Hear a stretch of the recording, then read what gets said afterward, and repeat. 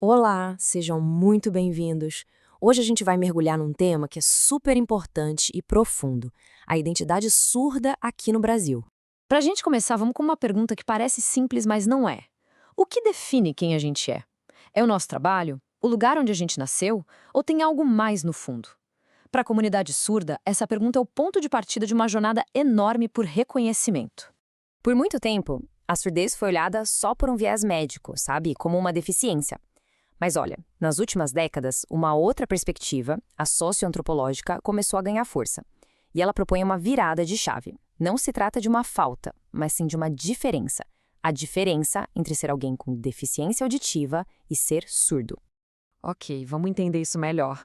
Quando a gente usa surdo com S maiúsculo, a gente está falando de identidade. Ser surdo é pertencer a uma comunidade que tem história, que tem valores e, o mais importante, uma língua própria. É uma afirmação cultural de pertencimento mesmo. E essa citação da Emanuele Laborit, que é uma atriz e escritora surda, nossa, ele é perfeita para ilustrar isso. Essa frase do livro dela, O Grito da Gaivota, não é sobre não ouvir, é sobre se entender, sobre se aceitar.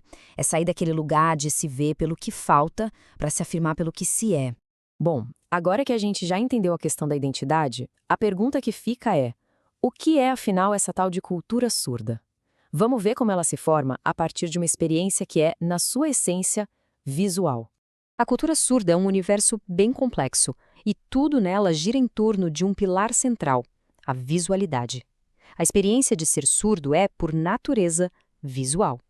E é a partir daí que nasce uma comunidade forte, formas de arte que são únicas e, claro, a Libras. E essa importância toda da visão leva a gente para um conceito fundamental na educação: a pedagogia visual. E olha, não é só sobre usar umas imagenzinhas na sala de aula. É uma filosofia de ensino inteira que entende que para o aluno surdo o conhecimento se constrói primeiro através dos olhos. E se a visualidade é a base de tudo, tem um elemento que é o verdadeiro coração que une a comunidade e a cultura surda: a sua língua. Vamos falar da Libras. Isso aqui é crucial entender, gente. Libras não é mímica, não é um português com as mãos. É uma língua de verdade, com gramática própria, tão rica e complexa quanto qualquer outra língua que a gente fala. E muito importante, ela é reconhecida por lei no Brasil. Só que esse reconhecimento não veio de mão beijada, não. Foi uma luta de mais de um século. Começou lá em 1857, com a origem da Libras no Instituto Imperial de Surdos Mudos. Mas aí vem um baque gigantesco em 1880, com o Congresso de Milão, que tentou apagar as línguas de sinais do mapa mundial. Mas a comunidade resistiu, lutou, até que finalmente, já nos anos 2000, vieram as vitórias na lei que garantiram seu lugar. E toda essa luta nos traz para o campo de batalha mais quente hoje em dia: a educação. Para a gente entender esse debate, a gente precisa conhecer essa palavra, ouvintismo. É basicamente a ideia, muitas vezes inconsciente, de que o jeito ouvinte de viver é o padrão, é o certo. É uma forma de preconceito que olha para o surdo como alguém que precisa ser consertado, sabe, para se encaixar no mundo dos ouvintes. E, de novo, a Labore te acerta em cheio. A barreira não está na falta de audição.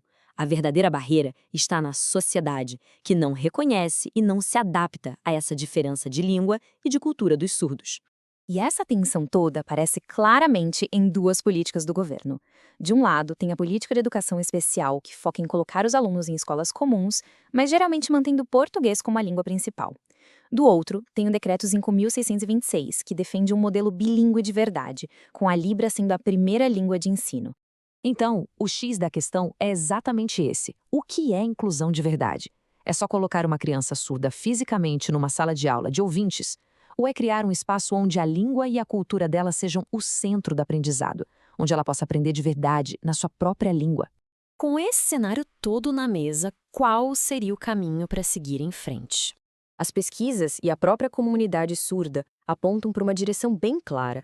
Uma inclusão de verdade precisa reconhecer a Libras como a primeira língua, adotar de vez a pedagogia visual, valorizar a cultura surda e, acima de tudo, deixar para trás essa visão da surdez como um problema que precisa ser resolvido.